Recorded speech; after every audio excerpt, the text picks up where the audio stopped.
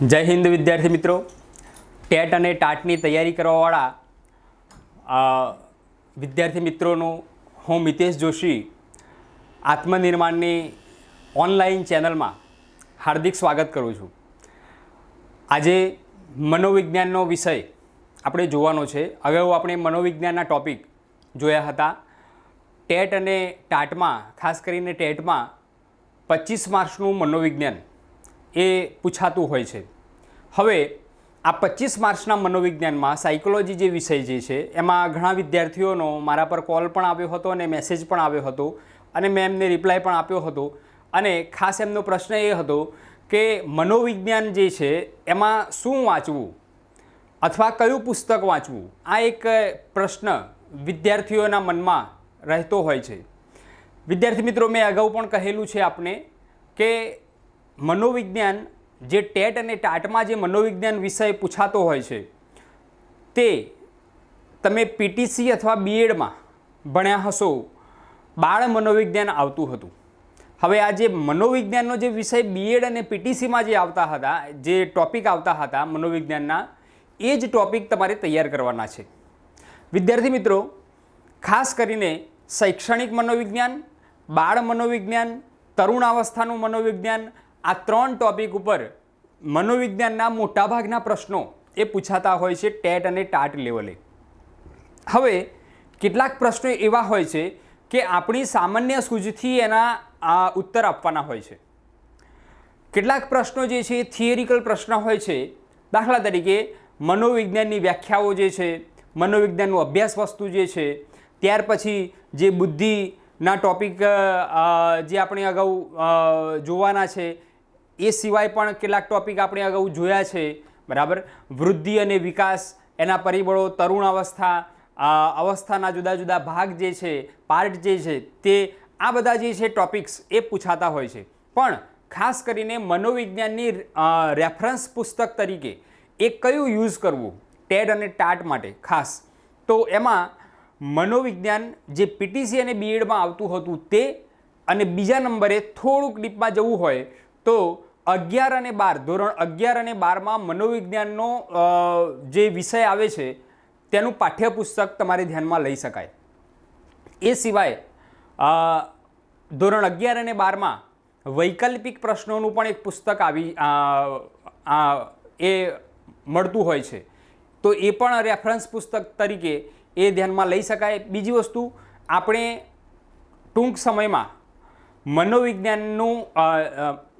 મનોવિજ્ઞાન માટે special test series શરૂ કરવાના છીએ। આપણે 25 માર્ક્સનું જે મનોવિજ્ઞાન આવે છે તો એના માટે ટેસ્ટ સિરીઝ શરૂ કરવાના છીએ, તો એમાં પણ ઓલમોસ્ટ ક્વેશ્ચન એ તમારે તૈયાર થઈ જશે। એ સિવાય પણ હું તમને ટૂંક સમયમાં થોડાક ટૉપિક આગળ જાય એટલે મટિરિયલ પ્રોવાઈડ કરવાનો છું।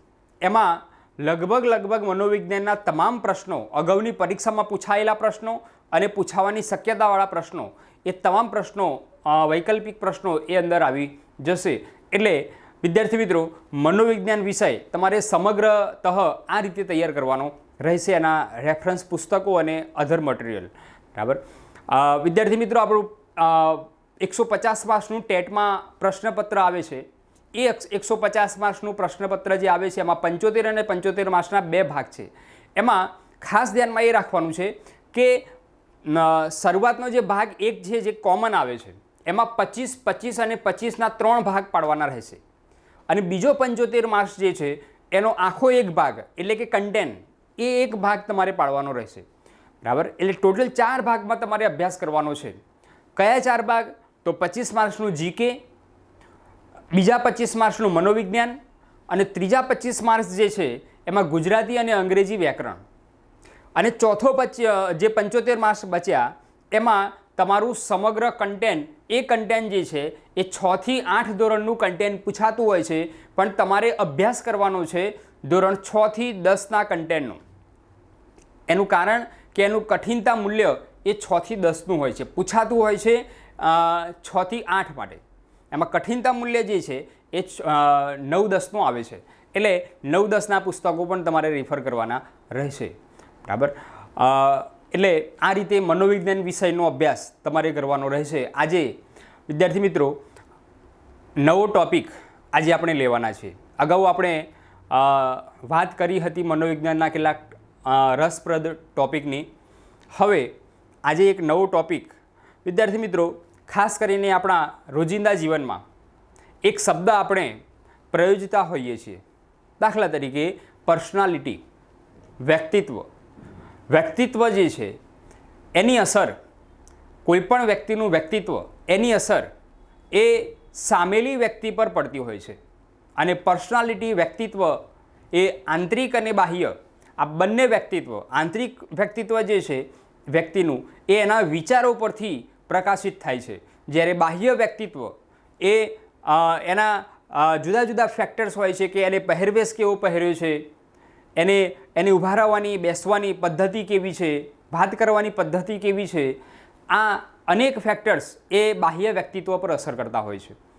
આપણે રોજિંદા જીવનમાં આ શબ્દ એ પ્રયોગ કરતા હોઈએ છીએ, વ્યક્તિત્વ, પર્સનાલિટી, બરાબર. તો આ વ્યક્તિત્વ એટલે શું? મનોવિજ્ઞાનમાં વ્યક્તિત્વનો અભ્યાસ કરવામાં આવે છે.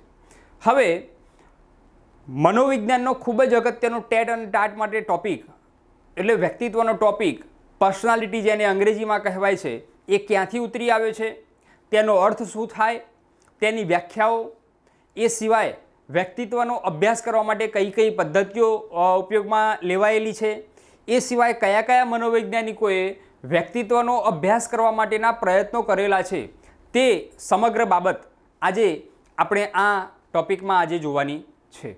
તો ચાલો વિદ્યાર્થી મિત્રો, વ્યક્તિત્વની આપણે ચર્ચા કરીએ. વ્યક્તિત્વ, પર્સનાલિટી. હવે વ્યક્તિત્વનો અર્થ મેં તમને હમણાં હાલ વાત કરી કે વ્યક્તિત્વને અંગ્રેજીમાં પર્સનાલિટી શબ્દ છે. હવે આ પર્સનાલિટી જે શબ્દ છે તે લેટિન ભાષાનો શબ્દ છે, એક પર્સોના. આ પર્સોના પરથી ઉતરી આવેલો શબ્દ એટલે પર્સનાલિટી, બરાબર. હવે આ પર્સોનાનો અર્થ થાય છે રંગમંચ ઉપર નાટક ભજવતા પાત્રોએ ચહેરા પર પહેરેલું માસ્ક, મહરું. રંગમંચ ઉપર, નાટકના મંચ ઉપર જ્યારે કોઈ પાત્ર એ કોઈ બીજા પાત્રનું વ્યક્તિત્વ ભજવવાનું હોય, પાત્ર ભજવવાનું હોય, એ વખતે એ મહરું પહેરતા હતા, એક માસ્ક પહેરતા હતા. હનુમાનજીનું ચરિત્ર, માની લો કે નાટકમાં હનુમાનજીનું ચરિત્ર આવતું હોય તો હનુમાનજીનું માસ્ક એ પહેરવામાં આવે. હવે જે માસ્ક પહેરવામાં આવે એને લેટિન ભાષામાં પર્સોના તરીકે ઓળખવામાં આવે છે, બરાબર. હવે વ્યક્તિત્વનો એના ઉપરથી વ્યક્તિત્વનો અર્થ જે છે એના ઉપરથી કરવામાં આવેલો છે. વ્યક્તિત્વ એટલે શું? તો વ્યક્તિએ પહેરેલું મહરું, માસ્ક, બરાબર. વ્યક્તિનો બાહ્ય દેખાવ કે અન્યો પર પડતી તેની છાપ, એવો અર્થ થાય. તેનો બાહ્ય પ્રભાવ અને દરેક વ્યક્તિની અન્ય વ્યક્તિ પર કેવી છાપ પડે છે, એ એટલે વ્યક્તિત્વનો અર્થ આના ઉપરથી કરેલો છે. લેટિન ભાષાનો શબ્દ છે. આ ખાસ ધ્યાનમાં રાખજો વિદ્યાર્થી મિત્રો, પરીક્ષામાં પૂછાતું હોય છે. ખાસ કરીને લેટિન, ગ્રીક, સંસ્કૃત, આ બધા શબ્દો તમારે ધ્યાનમાં રાખવાના રહેશે. આ પર્સોના શબ્દ એ લેટિન ભાષાનો શબ્દ છે. હવે આ અર્થ જે છે એ આપણે જોયો. હવે એની વ્યાખ્યાઓ તરફ આપણે જઈએ કે ચોક્કસ વ્યાખ્યાઓ એ કોણે આપી છે. મોટાભાગે વ્યક્તિત્વની વાત આવે તો વિદ્યાર્થી મિત્રો તમારે ઓલપોર્ટનું નામ ધ્યાનમાં રાખવાનું રહેશે. વ્યક્તિત્વ પર સારા એવા અભ્યાસો અને એમાં સંશોધન વિધાનો જે કરેલા છે વ્યક્તિત્વ અંગેના, એ ઓલપોર્ટ નામના મનોવૈજ્ઞાનિકે મોટાભાગે કરેલા છે. અને એની વ્યાખ્યા પણ તમે જોશો, બંને વ્યાખ્યા તો એ ઓલપોર્ટે આપેલી છે. બહુ ખૂબ જ મહાન મનોવૈજ્ઞાનિક થઈ ગયેલા છે ઓલપોર્ટ, અને એમને વ્યક્તિત્વ ઉપર ખૂબ જ અભ્યાસ કરેલા છે, સંશોધન કરેલા છે, અને પછી વિધાન કરેલા છે. અને એના ઉપરથી આ વ્યાખ્યા ઉપર ઓલપોર્ટ આવેલા છે. હવે અહીંયા ઓલપોર્ટે આપેલી જે પહેલી વ્યાખ્યા છે એ બે વ્યાખ્યાઓ આપેલી છે, 1937 અને પછી એ 1937ની જે વ્યાખ્યા છે એના ઉપર એમને સંશોધન કર્યું અને એના આધારે પછી થોડોક ફેરફાર કરીને આ બીજી વ્યાખ્યા આપી 1961માં, બરાબર. હવે જોઈ લઈએ બંને વ્યાખ્યા. વ્યક્તિત્વ એટલે વ્યક્તિના મનોશારીરિક તંત્રોનું એવું ગત્યાત્મક સંગઠન કે જેના, અહીંયા શબ્દો ઉપર ખાસ ધ્યાન આપજો વિદ્યાર્થી મિત્રો. અહીંયા વ્યક્તિત્વ એટલે વ્યક્તિના મનોશારીરિક તંત્ર, અહીંયા મનોશારીરિક તંત્ર, ગત્યાત્મક એટલે ગતિશીલ, બરાબર, ગત્યાત્મક સંગઠન કે જેના આધારે વ્યક્તિ પોતાને આગવી રીતે સમાયોજન સાધી શકે છે. અહીંયા સમાયોજન ઉપર ખાસ ધ્યાનમાં રાખવાનું છે.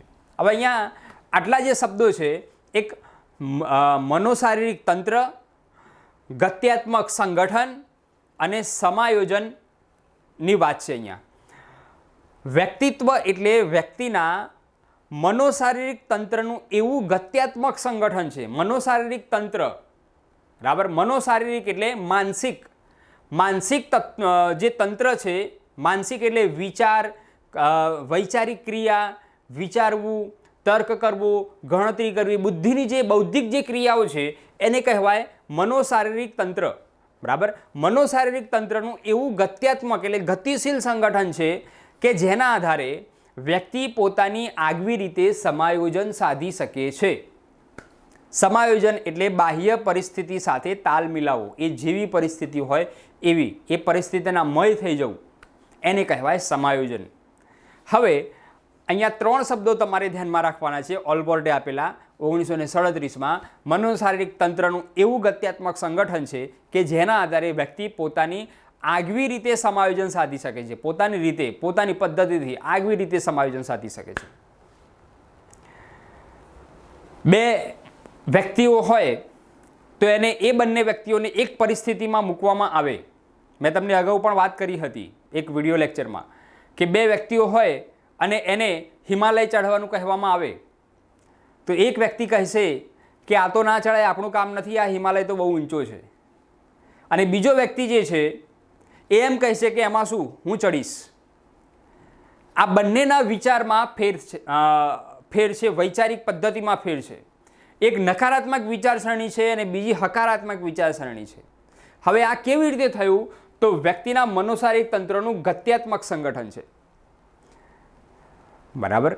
એના આધારે વ્યક્તિ સમાયોજન સાધી શકે છે. આવનારી પરિસ્થિતિ સામે જે સમાયોજન સાધી શકે એ એટલે મનોશારીરિક તંત્રનું ગત્યાત્મક સંગઠન. આ વ્યાખ્યા, અને એના ઉપરથી આપણે એ વ્યક્તિને હકારાત્મક વ્યક્તિત્વ અથવા નકારાત્મક વ્યક્તિત્વ એ કહીએ છીએ. 2 વ્યક્તિ હોય તો એ 2 વ્યક્તિ એ બીજા એક વ્યક્તિ જે છે બીજા જોડે જલ્દી સમાયોજન સાધી શકે, એટલે જલ્દી તાલ મિલાવી શકે. અને બીજો વ્યક્તિ જે છે એ જલ્દી તાલ મિલાવી ના શકે, જલ્દી સમાયોજન ન સાધી શકે તો એને અંતર્મુખી કહેવાશે. જ્યારે પેલો જે છે એને બહિર્મુખી વ્યક્તિત્વ કહેવાશે. વ્યક્તિત્વના અનેક પ્રકારો છે, આપણે આગળ જોઈએ છીએ, પણ એક સિમ્પલ ઉદાહરણ આપું તો વ્યક્તિમાં ફેર હોય છે, બરાબર. એટલે અહીંયા આ રીતે પહેલી વ્યાખ્યા એ ઓલપોર્ટે આપેલી છે. બીજી વ્યાખ્યામાં થોડોક ફેરફાર કરેલો છે. અહીંયા વ્યક્તિત્વ એટલે વ્યક્તિની લાક્ષણિક વિચાર અને વર્તન તરેહને, અહીંયા વિચાર અને વર્તન તરેહની વાત કરવામાં આવી છે. કઈ? તો લાક્ષણિક વિચાર અને વર્તન તરેહ, બરાબર. વર્તન તરેહ ઘડનારી તેની મનોશારીરિક વ્યવસ્થાઓનું ગતિશીલ સંયોજન, બરાબર. હવે અહીંયા ખાસ શબ્દ ધ્યાનમાં રાખવા જેવો, પકડવા જેવો શબ્દ જે છે એ લાક્ષણિક વિચાર અને વર્તન તરેહ છે, એને કહેવાય વ્યક્તિત્વ. ઓલપોર્ટ એમ કહે છે લાક્ષણિક વિચાર અને વર્તન તરેહ. આપણે કેટલાક વ્યક્તિઓને જોઈએ અને તરત જ આપણે રોજિંદા જીવનમાં આપણો બધાનો અનુભવ હશે કે કેટલાક વ્યક્તિને આપણે જોઈએ એટલે તરત જ આપણે કહીએ છીએ જોજે હો પેલો હમણાં આવ્યો ને એટલે આવું બોલશે, જોજે હો હમણાં પેલો આવ્યો ને એટલે આવું કરશે, અને એવું જ કરે, કદાચ લગભગ મોટા ભાગે એવું કરે. તો આ શું થયું? તો એ લાક્ષણિક વિચાર અને વર્તન તરેહ થઈ. એ વ્યક્તિની એ ફિટ થઈ ગયેલી વિચાર તરેહ છે, બરાબર. અને તેની મનોશારીરિક અવસ્થાઓનું ગતિશીલ સંયોજન એ એટલે વ્યક્તિત્વ. આ ઓલપોર્ટે આપેલી 1961ની વ્યાખ્યા છે. થોડીક અહીંયા ચેન્જ જોવા મળે છે અહીંયા બંને વ્યાખ્યાઓમાં. ટૂંકમાં આ વ્યાખ્યાઓનો બંને આવે અને પરીક્ષામાં પ્રશ્ન પૂછાય કે આ વ્યાખ્યાઓ કોને આપેલી છે, તો ઓલપોર્ટ જે છે એ મનોવૈજ્ઞાનિકનું નામ તમારે ધ્યાનમાં રાખવાનું રહેશે, બરાબર. આ સાલ જે છે એ તમારી માહિતી માટે લખી છે. સાલ એટલું બધું ડીપમાં પૂછાતું નથી, પણ તમારા ધ્યાન માટે એ સાલ લખેલી છે. આ વ્યાખ્યાઓ વ્યક્તિત્વની વ્યાખ્યાઓ આપેલી છે. ઓકે, હવે આગળ જઈએ. વ્યક્તિત્વના પ્રકારો. વ્યક્તિ જે છે, દરેક વ્યક્તિ પ્રમાણે વ્યક્તિત્વ બદલાતું હોય છે. આ પૃથ્વી પર અનેક લોકો એ વસવાટ કરે છે અને અનેક લોકો જુદી જુદી રીતે સમાયોજન સાધે છે. પરિસ્થિતિ હોય એ પરિસ્થિતિ સાથે સમાયોજન સાધવાની વાત હોય, મિત્ર વર્તુળ સાથે સમાયોજન સાધવાની વાત હોય, કુટુંબ સાથે, પોતાના સહકર્મચારી સાથે, કોઈ પણ સાથે એ સમાયોજન સાધવાની જ્યારે વાત આવે ત્યારે દરેક વ્યક્તિમાં ભિન્નતા જોવા મળે છે. આપણે ભિન્નતાની નો ટોપિક જે છે આપણે અગાઉ જોયો હતો. તેમાં એક મુદ્દો એ પણ હતો વ્યક્તિત્વમાં ભિન્નતા. બરાબર. હવે વ્યક્તિત્વ જે છે અનેક પ્રકારે હોય છે. કેટલાક વ્યક્તિઓ શાંત હોય છે, કેટલાક વ્યક્તિઓ જે છે એ ક્રોધી હોય છે, કેટલાક વ્યક્તિઓ જે છે એ મળતાવડા હોય છે, એટલે બીજા સાથે જલ્દીથી એ કે ભળી જવાવાળા હોય છે. કેટલાક વ્યક્તિઓ જે છે એ ઉત્સાહી હોય છે, કેટલાક વ્યક્તિઓ નિરુત્સાહી હોય છે, કેટલાક વ્યક્તિઓ એ નકારાત્મક હોય છે, કેટલાક વ્યક્તિઓ હકારાત્મક હોય છે. આ જે છે આ બધા જે છે વ્યક્તિત્વના પ્રકારો જ થયા. પણ મનોવૈજ્ઞાનિકોએ એમની ચોક્કસ અભ્યાસ પદ્ધતિથી, નિરીક્ષણ પદ્ધતિથી વ્યક્તિત્વના કેટલાક પ્રકારો પાડેલા છે અને એ પ્રકારો આપણે આજે જોવાના છે. જુદા જુદા મનોવૈજ્ઞાનિકોએ પોતપોતાની રીતે જુદા જુદા પ્રકારો આપેલા છે. હવે ખાસ વ્યક્તિત્વના પ્રકારોમાં અહીંયા હિપોક્રેટસનું વર્ગીકરણ એની નોંધ લેવાતી હોય છે. હવે હિપોક્રેટસનું વર્ગીકરણ જે છે એમણે અહીંયા 4 બાબતો અહીંયા કહેલી છે. રક્ત પ્રદાન, કફ પ્રદાન, કાળું પિત્ત પ્રદાન અને પીળા પિત્ત પ્રદાન. આ 4 પ્રકારે વ્યક્તિત્વનું વર્ગીકરણ હિપોક્રેટસ નામના મનોવૈજ્ઞાનિકોએ કરેલું છે. બરાબર છે. હવે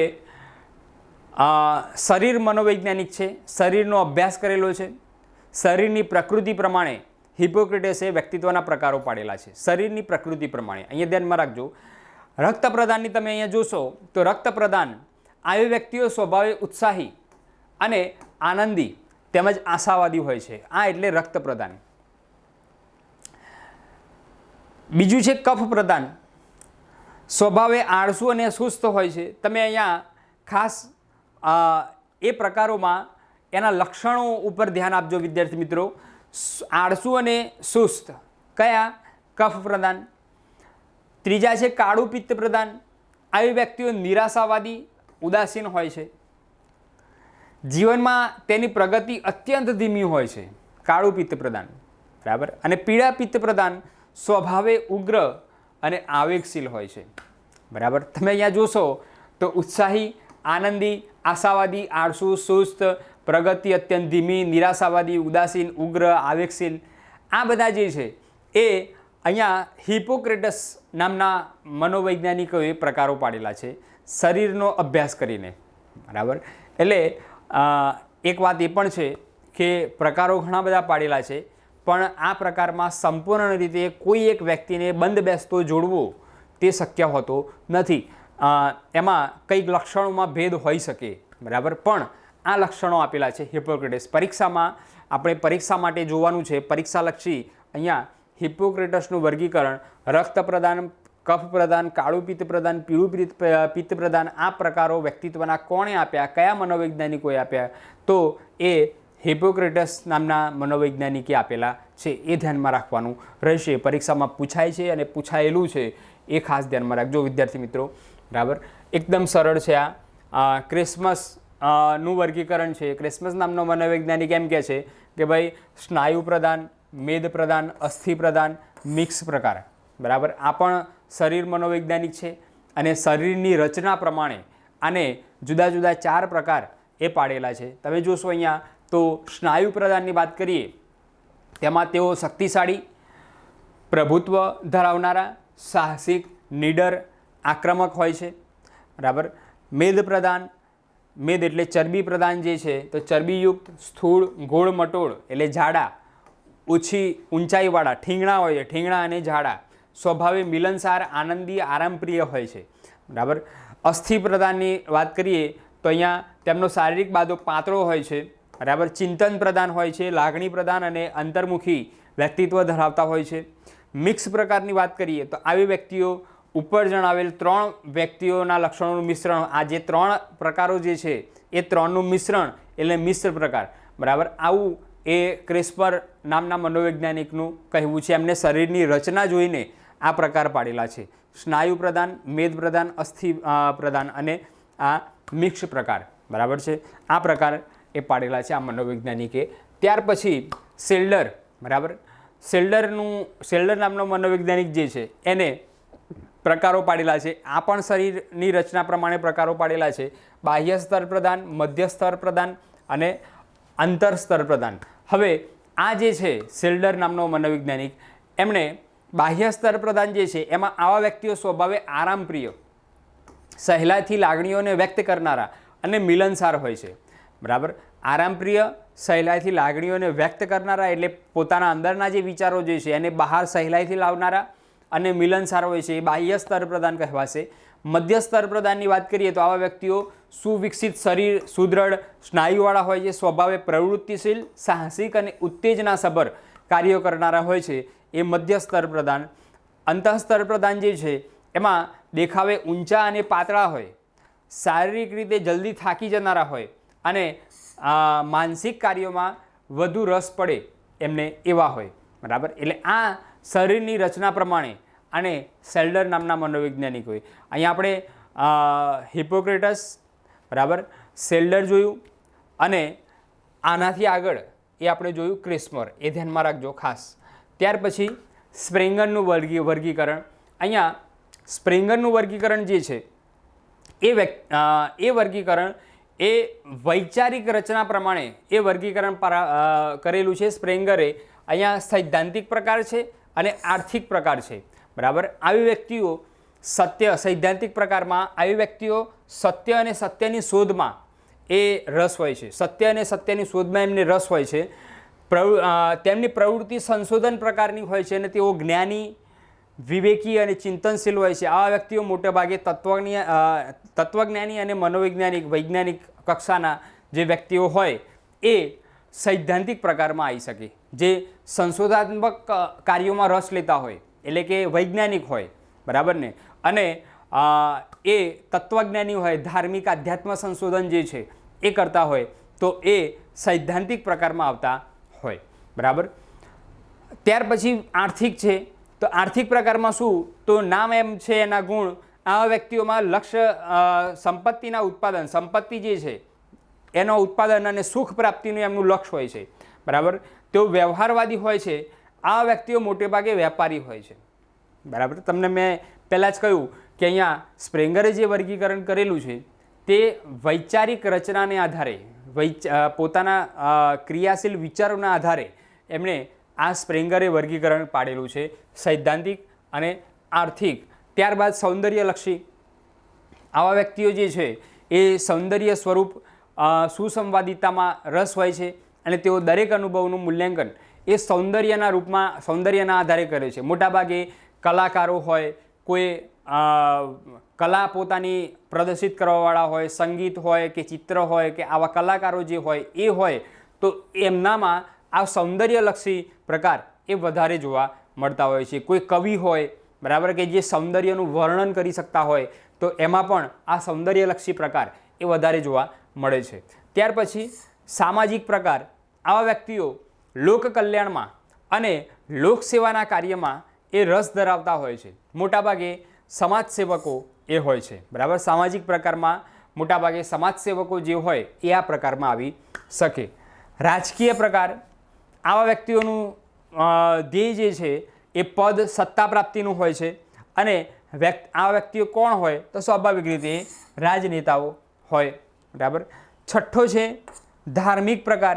આ વ્યક્તિઓનું ધાર્મિક તાદાત્મ્ય ધરાવવામાં રસ હોય છે, એટલે ધાર્મિક બાબતોમાં જે રસ હોય તેમને ધાર્મિક પ્રકારમાં આવી શકે. અહીંયા તમે જોઈ શકો છો કે વ્યક્તિની કાર્ય પ્રવણતા અને એના રસના આધારે કયા કાર્યમાં વ્યક્તિ રસ ધરાવે છે અને કયા કાર્યમાં એ નિપુણતા ધરાવે છે, કયું કાર્ય વધુ સારી રીતે કરી શકે છે, એ પ્રમાણે અહીંયા સ્પ્રેંગરે વ્યક્તિત્વના પ્રકારો એ પાડેલા છે.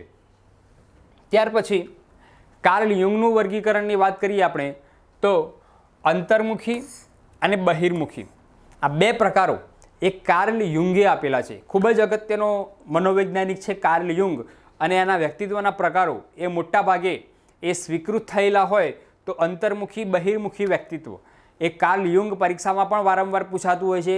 અંતર્મુખી અને બહિર્મુખી વ્યક્તિત્વના પ્રકારો કોણે આપ્યા તો કાર્લ યુંગે આપેલા છે. એ ખાસ ધ્યાનમાં રાખજો. અંતર્મુખી આ વ્યક્તિઓ પોતાનામાં જ રમમાણ રહેવાવાળા હોય છે, બરાબર, પોતાનું જ વિચારવાવાળા, બરાબર. વ્યક્તિઓ અન્ય સાથે સંબંધ બાંધતા નથી. આવા વ્યક્તિઓ જે હોય અંતર્મુખી વ્યક્તિત્વ ધરાવતા એ અન્ય સાથે સંબંધ બાંધી શકતા નથી જલ્દીથી. લાગણીશીલ હોય છે. ચિંતનશીલતા એ તેમનું પ્રધાન લક્ષણ હોય છે. જાણે કોઈ ચિંતન કરવા માટે બેઠા હોય, વિચાર કરવા માટે બેઠા હોય ઊંડો, બરાબર, પણ પોતાના વિચારો જલ્દી બહાર પ્રગટ કરતા નથી. એવા વ્યક્તિઓ એ અંતર્મુખી વ્યક્તિત્વ ધરાવતા હોય છે. આ વ્યક્તિઓને જાણવા સમજવા એ ખૂબ જ અઘરા હોય છે, બરાબર. ત્યાર પછી બહિર્મુખી વ્યક્તિત્વ આવી વ્યક્તિઓ એ વાસ્તવિક વ્યવહારિક દ્રષ્ટિ ધરાવે છે અને તેઓ લોકો સાથે હળવા મળવા માટે એ સામાજિક સંબંધો બાંધવાનું એમને ખૂબ જ ગમે છે. નવા નવા મિત્રો બનાવવાનું, નવા નવા સંબંધો બાંધવાનું આ બહિર્મુખી વ્યક્તિત્વવાળા લોકોને વધારે ગમે છે. તે પોતાની જે અંદરના જે વિચારો છે, અંદરની લાગણીઓ છે એ જલ્દીથી બહાર કાઢી નાખે છે. આવા વ્યક્તિઓ સ્વભાવે વાચાળ એટલે બોલકા, ટીકાની પરવા ન કરનારા અને મનમાં આવે તે કહી દેનારા હોય છે, બરાબર છે. અને પ્રવૃત્તિશીલતા એ તેમનું પ્રધાન લક્ષણ હોય છે. એ પ્રવૃત્તિશીલ રહે છે, બરાબર. શારીરિક પ્રવૃત્તિશીલ, પેલા વૈચારિક પ્રવૃત્તિશીલ, બરાબર છે. આ શારીરિક પ્રવૃત્તિશીલ રહે છે. એટલે આ બે પ્રકારો અંતર્મુખી અને બહિર્મુખી એ કાર્લ યુંગે પ્રકારો આપેલા છે. ત્યાર પછી ફ્રોઈડનો મનોગત્યાત્મક અભિગમ ખૂબ જ અગત્યનો વિદ્યાર્થી મિત્રો અને વારંવાર પરીક્ષામાં પૂછાતો પ્રશ્ન કે મનોગત્યાત્મક અભિગમ એ કોણે આપ્યો? સિગમન્ડ ફ્રોઈડ. સિગમન્ડ ફ્રોઈડ જે છે વ્યવસાયિક એ સાયક્રિયાટિસ્ટ, ખૂબ જ અભ્યાસ ઊંડો કરેલો છે અને મનોગત્યાત્મક નામનો જે અભિગમ આપેલો છે ફ્રોઈડે એની ખૂબ જ નોંધ લેવાયેલી છે. ખાસ કરીને સિગમન્ડ ફ્રોઈડનું નામ એ સ્વપ્ન વિશ્લેષણ અને સ્વપ્ન વિશ્લેષણના આધારે એમણે જે પોતાના વિચારો અને સિદ્ધાંતો રજૂ કરેલા છે તેના કારણે મનોવિજ્ઞાનમાં સિગમન્ડ ફ્રોઈડનું ખૂબ જ અગત્યનું સ્થાન છે. અને એમ કહીએ તો ખોટું નથી કે સિગમન્ડ ફ્રોઈડે મનોવિજ્ઞાનને એક નવો વળાંક આપ્યો છે. મનોવિજ્ઞાનની વિચારસરણીને એક નવો વળાંક આપ્યો છે સિગમન્ડ ફ્રોઈડે, ડૉક્ટર સિગમન્ડ ફ્રોઈડે. એટલે એમનો ગત્યાત્મક અભિગમ એની ખૂબ જ નોંધ લેવાય છે. કેવો છે એ આપણે જોઈ લઈએ. ફ્રોઈડનો મનોગત્યાત્મક અભિગમ. હવે ફ્રોઈડ એમ કહે છે કે વ્યક્તિત્વના રચનાના મુખ્ય 3 અંગ છે. એક તો ઈડ, ઈગો અને સુપર ઈગો. આ 3 અંગ વ્યક્તિત્વની રચનાના અંગ છે. વિદ્યાર્થી મિત્રો, હવે ઈડ, ઈગો અને સુપર ઈગો શું છે એ ખૂબ જ ધ્યાનથી સમજજો. ઈડ જે છે એ અજૈવિક પ્રવૃત્તિઓ, જાતીયતા, આક્રમકતા આ બધાનો બનેલો છે ઈડ. અને સુખ સિદ્ધાંતને અનુસરીને વિવેકહીન રીતે વર્તે છે. સુખ કેવી રીતે મળે એનો જ માત્ર વિચાર કરવાવાળો હોય તો ઈડ, બરાબર. તે સંપૂર્ણ રીતે આત્મકેન્દ્રી અને અહમકેન્દ્રી, ઉદ્ધત અને પાશવી હોય છે. એ એટલે ઈડ. આ વિચારો એ ઈડના છે. અને આ ઈડ જે છે એના ઉપર કંટ્રોલ કોઈ રાખતું હોય તો છે ઈગો. ઈડની પાશવી વૃત્તિઓ ઉપર લગામ રાખવાનું કામ, વાસ્તવિકતાને અનુસરીને જવાબદારીપૂર્વક વર્તન માટે દોરવાનું કામ એ ઈગો કરે છે, બરાબર. અને સુપર ઈગો એ વર્તનના મૂલ્યો, આદર્શો, નીતિ તરફ અભિમુખ કરવાનું કામ એ સુપર ઈગો કરે છે, બરાબર. હવે આ 3 બાબતો કદાચ ખબર ના પડી હોય તમને તો ખાસ હું એક ઉદાહરણ આપીને સમજાવું તમને તો તરત જ સમજાઈ જશે. માની લો કે તમે વ્યવહારિક ઉદાહરણ છે એકદમ. તમે રસ્તા પરથી જાઓ છો અને બાઇક લઈને જાઓ છો અને બાઇક લઈને જાઓ છો, ખૂબ જ ઉતાવળ છે, તમારે ખૂબ જ ઉતાવળ છે અને 4 રસ્તા આવે છે અને સિગ્નલ લાલ લાઇટ બતાવે છે, બંધ થાય છે સિગ્નલ, ટ્રાફિક સિગ્નલ. હવે ખૂબ જ ઉતાવળ છે, તમને એમ થશે કે ટ્રાફિક સિગ્નલને ફોલો કરવું નથી, તરત જ નીકળી જવું, કોઈ પોલીસવાળો ઊભો નથી. આ વિચાર જે આવે છે એ છે ઈડ. પોતાનું જ વિચારે છે, એને કહેવાય ઈડ. વિદ્યાર્થી મિત્રો ખાસ સમજજો, ખૂબ જ ઉતાવળ છે અને બાઇક લઈને જતા હો અને લાલ સિગ્નલ બતાવે અને એ સિગ્નલ તરફ ઊભા રહેવાનું કહેવામાં આવે અને એ વખતે કોઈ પોલીસવાળો ઊભો નથી અને તમને એમ થાય કે જતો રહું, મારે ઉતાવળ છે, તો એ જે વિચાર આવે છે એ ઈડ છે. એ વિચાર આવ્યા પછી એ વિચાર ઉપર કંટ્રોલ રાખવાનું જો કંઈ કામ કરતું હોય તો ઈગો કરે છે. ઈગો એમ કહેશે કે ના, મારે જવું જોઈએ નહીં, કેમ કે જો હું જઈશ ટ્રાફિક સિગ્નલનો ભંગ કરીને અને સામેથી કોઈ સાધન આવતું હોય તો એ અકસ્માત થઈ શકે છે. આ જે વૃત્તિ ઉપર કંટ્રોલ રાખવાનું જે કામ કર્યું તો એ છે ઈગો. અને તમે ઊભા રહ્યા અને ઊભા રહ્યા પછી એ સુપર ઈગો જાગૃત થાય છે. સુપર ઈગો જે છે એ આદર્શ, મૂલ્યો, સિદ્ધાંતોનો બનેલો છે. ટ્રાફિકના નિયમનું સંપૂર્ણ પાલન દરેક વ્યક્તિએ કરવું જોઈએ. આ જે વિચાર આવ્યો એ છે સુપર ઈગો. એટલે અહીંયા ફ્રોઈડ જે છે મનોવૈજ્ઞાત્મક અભિગમમાં એ ખૂબ જ સરસ અને સરળ રીતે વ્યક્તિત્વની માહિતી આપે છે અને મનોવૈજ્ઞાત્મક સિદ્ધાંત એ આપે છે. વ્યક્તિત્વની રચનામાં આ 3 પ્રકારો એ પાડે છે સિગમન્ડ ફ્રોઈડ પોતાના અભ્યાસના આધારે. વિદ્યાર્થી મિત્રો, તમને આ મનોવૈજ્ઞાત્મક અભિગમ એ સમજાયો હશે, બરાબર? પરીક્ષા માટે ખૂબ જ અગત્યનો છે મનોવૈજ્ઞાત્મક અભિગમ. એ ખાસ એ તૈયાર રાખજો. હવે વ્યક્તિત્વ માપનની કેટલીક પ્રયુક્તિઓ છે, પ્રક્ષેપણ પ્રયુક્તિઓ, બરાબર? તમે બીએડ અને પીટીસીમાં આ પ્રયુક્તિઓ ભણ્યા જ હશો, છતાં પણ આપણે રિપીટ કરી લઈએ. અહીંયા પ્રક્ષેપણ પ્રયુક્તિઓ, વ્યક્તિત્વનું માપન જો કરવું હોય તો મનોવૈજ્ઞાનિકોએ વ્યક્તિત્વ માપનની કેટલીક પદ્ધતિઓ વિકસાવેલી છે, બરાબર? હવે કઈ પદ્ધતિઓ છે એ જોઈ લઈએ. ખૂબ જ ફેમસ રોર્સાકના શાહીના ડાઘાની કસોટી, બરાબર? પ્રક્ષેપણ પ્રયુક્તિ છે. વિદ્યાર્થી મિત્રો, પ્રક્ષેપણનો અર્થ થાય આરોપણ કરવું, બીજા ઉપર આરોપણ કરવું, એને એટલે પ્રક્ષેપણ. પ્રક્ષેપણ શબ્દ કદાચ કોઈને અઘરો લાગતો હોય તો પ્રક્ષેપણ એટલે આરોપણ કરવું, એ એટલે પ્રક્ષેપણ, બરાબર? અહીંયા રોર્સાકના શાહીના ડાઘાની કસોટી, સ્વિટ્ઝરલેન્ડના મનોવૈજ્ઞાનિક છે રોર્સાક, હર્મન રોર્સાક, એમને 1921માં આ કસોટીનો ઉપયોગ એ શરૂ કર્યો. અને આ કસોટીમાં એકદમ સરળ કસોટી છે આ. તમે પણ ઘરે આ વ્યક્તિત્વ માપન માટે કરી શકો છો. પેન હોય, પેન બ્લેક અથવા વાદળી પેન, એની શાહી હોય, ઇંક હોય, ઇંક એ કાગળમાં ઢોળવાની છે. અને કાગળ જે છે અહીંયા ઢોળ્યું એટલે કાગળ જે છે આમ વચ્ચેથી વાળી દેવાનો છે. વાળી દઈએ એટલે શું થાય તો કાગળની બંને બાજુ એક ચોક્કસ પ્રકારની છાપ ઊભી થાય. અને એ છાપ જે ઊભી થાય એમાં એ ચોક્કસ પ્રકારની જે છાપ ઊભી થઈ તેમાં ચોક્કસ પ્રકારે આકારો પડતા હોય છે. એ આકારો તમારે બીજાને બતાવવાના છે અને એને કહેવાનું છે કે આના ઉપરથી વાર્તા બનાવે. એ આકારો ઉપરથી જુદા જુદા આકારો બનતા હોય, બરાબર? કોઈ બાઇકનો આકાર બને, કોઈ પશુ પક્ષીનો આકાર બનતો હોય, કોઈક વસ્તુનો આકાર બનતો હોય, કોઈ બંનો આકાર જે છે એ બને અને એના ઉપરથી સામેવાળાએ વાર્તા બનાવવાની હોય છે અથવા કયો આકાર બન્યો એ કહેવાનો હોય છે.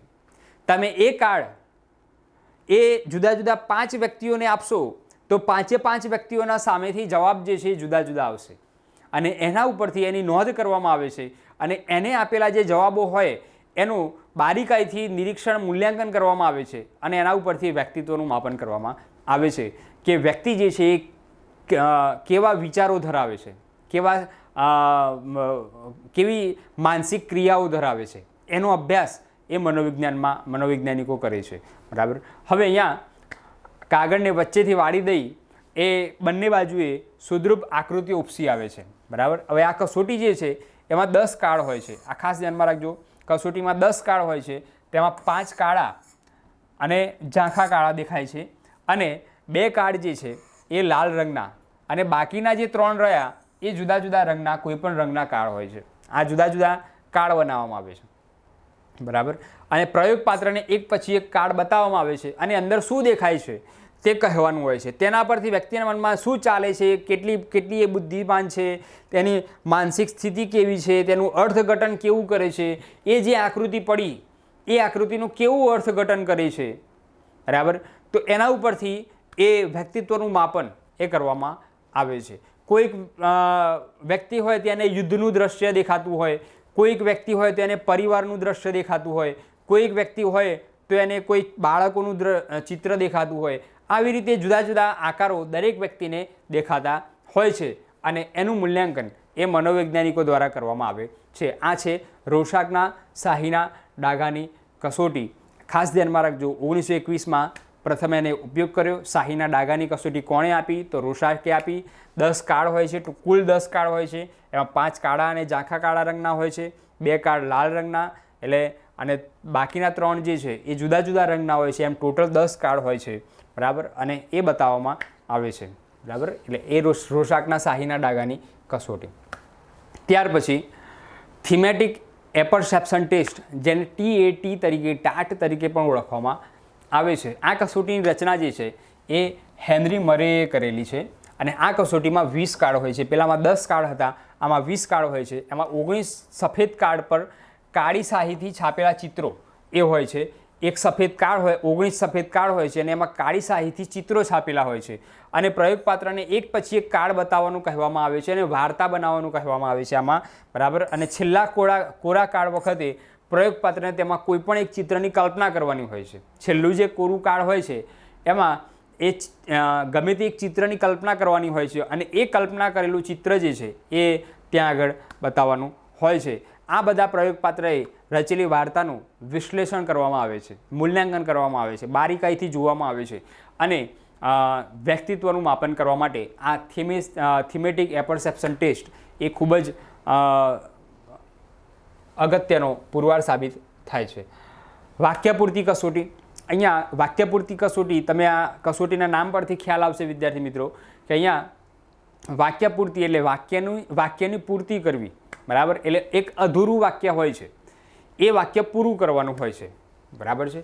પ્રયોગપાત્રને વિવિધ પ્રકારના અધૂરા વાક્યો એ આપવાના હોય છે અને એ વાક્યો એ પૂરા કરવામાં આવે છે અને એ પૂરા જે કરેલા વાક્યો હોય એ વાક્યોનો એ મનોવૈજ્ઞાનિકો દ્વારા એ અભ્યાસ કરવામાં આવે છે. એના મનોભાવો એ પ્રગટ થાય છે. દાખલા તરીકે મારા પિતા એમ કરીને પછી આગળ પ્રયોગપાત્રએ લખવાનું હોય છે. મારા પિતા મને ખૂબ ગમે છે, મારા પિતા મને ખૂબ હેરાન કરે છે, મારા પિતા મને કોઈ વસ્તુ લઈ આવતા નથી. ગમે તે લખી શકે પ્રયોગપાત્ર જે છે એને એના ઉપરથી એ પ્રયોગપાત્રની એના પિતા પરના જે મનોભાવ છે એ પ્રગટ થાય છે. બરાબર.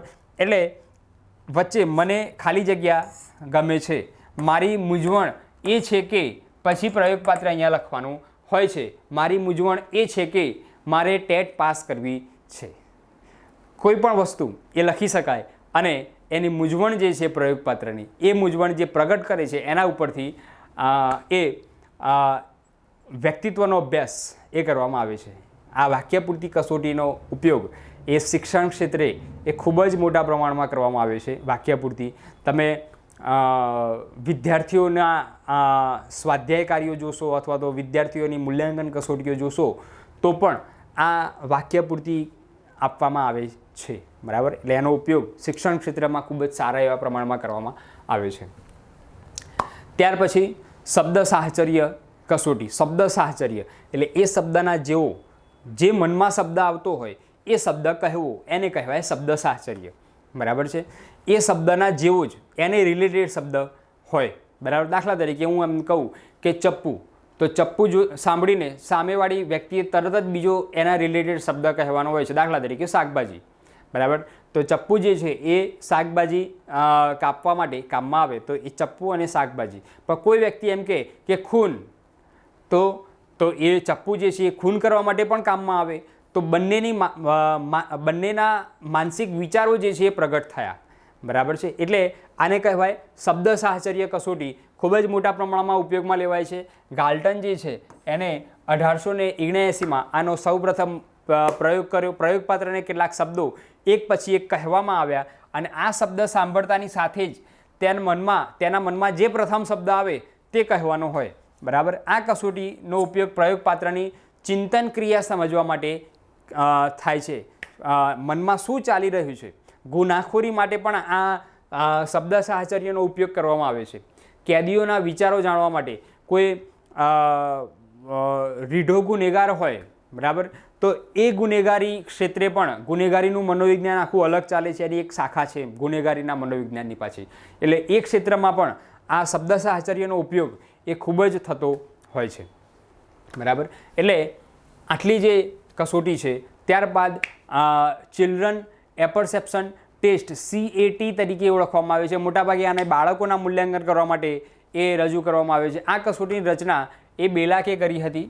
બેલાક નામના મનોવૈજ્ઞાનિકે આની રચના કરી હતી. સિંહ, સસલા, કાંગારૂ જેવા પ્રાણીઓ જે છે એ માણસની જેમ વર્તતા હોય એવા બતાવવામાં આવે છે અને એમાંથી બનાવી એમાં 3 થી 10 વર્ષના બાળકો માટે આ કસોટીની રચના કરેલી હોય છે. 3 થી 10 વર્ષના બાળકો માટે. વિદ્યાર્થી મિત્રો ખાસ ધ્યાનમાં રાખજો, ચિલ્ડ્રન એપરસેપ્શન ટેસ્ટ એ 3 થી 10 વર્ષના બાળકો માટે એની રચના કરેલી છે. એવી પરિસ્થિતિઓ રજૂ કરવામાં આવે છે કે બાળકો તરંગો કરી શકે. તરંગો એટલે વિચારો કરી શકે, માનસિક ક્રિયાઓ કરી શકે. એવી પરિસ્થિતિ આ પ્રાણીઓના ચિત્રો એ માણસોની જેમ બતાવવામાં આવે છે, બરાબર. એના દ્વારા બાળકોના અજ્ઞાત મનમાં રહેલી જરૂરિયાતો જે છે એ અહીંયા આશા, નિરાશાઓ, ચિંતન ક્રિયાઓ આ બધું પ્રગટ થાય છે અને એના ઉપરથી એના વ્યક્તિત્વનો અભ્યાસ કરવામાં આવે છે. ખાસ કરીને આ કાર્ટૂન ચિત્ર એ ચિલ્ડ્રન એપરસેપ્શન ટેસ્ટમાં ઉપયોગમાં લેવામાં આવે છે. વિદ્યાર્થી મિત્રો, આપણે જે આ વ્યક્તિત્વનો જે આ ટોપિક જોયો એમાં ખાસ વ્યક્તિત્વનો અર્થ જોયો, વ્યાખ્યાઓ જોઈ, બરાબર. ઓલપાર્ટે જે આપેલી વ્યાખ્યાઓ છે એ જોઈ. ત્યારબાદ વ્યક્તિત્વના જે પ્રકારો આપ્યા, ક્રેસ્મર, સેન્ડર્સ, સ્પ્રેંગર જે વ્યક્તિત્વના પ્રકારો આપ્યા, બરાબર. કાર્લ યુંગે આપ્યા છે. ત્યારબાદ સિગમન્ડ ફ્રોઈડે મનોગત્યાત્મક સિદ્ધાંત આપેલો છે. આ બધા જ જે પ્રકારો જોયા એમાં ખાસ વ્યક્તિત્વના જે જુદા જુદા પ્રકારો પાડેલા છે ને એ પ્રકારો પ્રમાણે શિક્ષણની વ્યવસ્થા કરવામાં આવે છે. શિક્ષણમાં પણ આ વ્યક્તિત્વના પ્રકારોને ધ્યાનમાં લેવામાં આવે છે, બરાબર. તમે વર્ગમાં કેટલાક બાળકો જોશો તો વર્ગમાં કેટલાક બાળકો જે છે એ એક્ટિવ હોય છે. કોઈક એમને કંઈક કહેવામાં આવે તો તરત જ એ તૈયાર થાય છે અને કેટલાક બાળકો જે છે એ એકદમ શાંત હોય છે, એ નિરુત્સાહી હોય છે. એમને તમે ગમે તેટલા કામો સોંપો પણ એમાં કંઈ ઉત્સાહ જણાતો નથી. એટલે ઉત્સાહી, નિરુત્સાહી બંને પ્રકારના બાળકો વર્ગમાં હોય છે અને આ વ્યક્તિત્વના પ્રકારોને ધ્યાનમાં રાખીને, બાળકના વ્યક્તિત્વને ધ્યાનમાં રાખીને આપણે બાળકને એ શિક્ષણ પૂરું પાડવાનું છે અને એને પણ એ વ્યક્તિત્વનો પ્રકાર એનો જેવો હોય એવો, એ જેવું વ્યક્તિત્વ ધરાવતો હોય એવો, પણ એ બાળકને શિક્ષણ પૂરું પાડવા માટે એને કેવી રીતે શિક્ષણ પૂરું પાડવું એ વ્યક્તિત્વના પ્રકારો પ્રમાણે અલગ અલગ શિક્ષણ વ્યવસ્થા પણ કરવામાં આવે છે, બરાબર. આ ટૉપિક ટેટ અને ટાટની પરીક્ષા માટે ખૂબ જ અગત્યનો ટૉપિક છે.